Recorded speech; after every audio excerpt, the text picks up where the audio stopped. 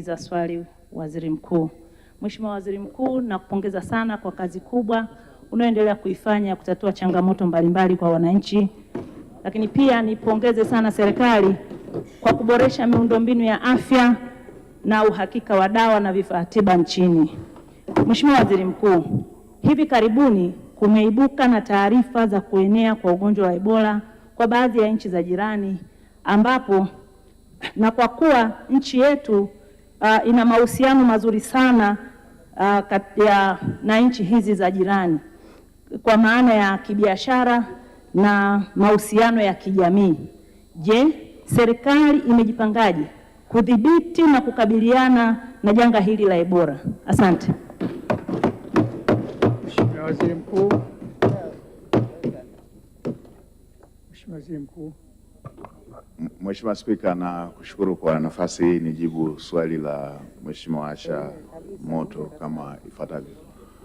Mheshimiwa Spika, kwanza nimpongeze Mheshimiwa mbunge kwa kulileta swali hili kwa wakati. Ni jambo ambalo linaendelea katika maeneo mbalimbali hapa Afrika. Mheshimiwa Spika, kwanza nitumie bunge lako tukufu kusema mpaka sasa tuko salama, nchi yetu iko salama.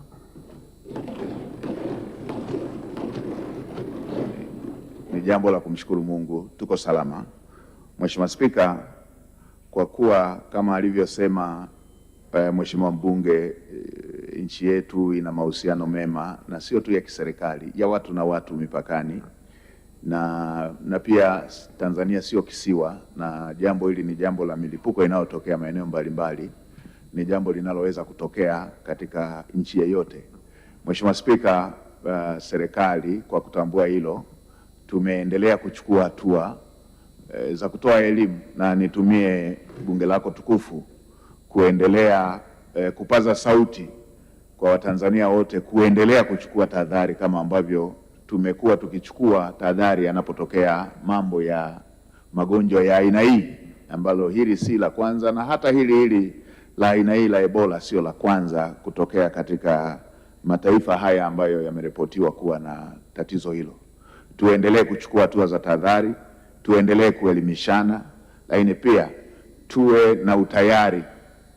Mtu anapotoka nje ya nchi, anapotoka nje ya mipaka, awe Mtanzania awe mgeni, tuwe na utayari wa kufanya vipimo, na tuwe na utayari wa kutokuficha tetesi hizo, lakini pia na kutokuficha dalili hizo, ili kuweza kupata huduma ya kwanza ambayo itasaidia kutokuruhusu ugonjwa kusambaa endapo kuna mgeni ama dalili zozote ama tetezi zozote zitajitokeza katika eneo lolote lile.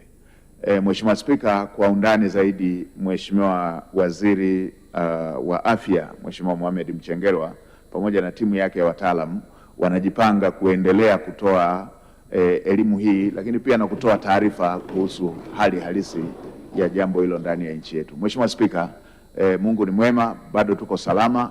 Tuendelee kumwomba Mungu, hajawahi kushindwa. Tumewahi kuvuka mambo mengi magumu ya aina hii, na hata hii tutavuka salama. Mheshimiwa Spika, tuendelee kuzingatia yale ambayo wataalamu wetu wa afya watatushauri, tuyazingatie na tuyafanyie kazi ili kuweza kuepuka madhara yanayoweza kujitokeza. Asante Mheshimiwa Dickson Nathan.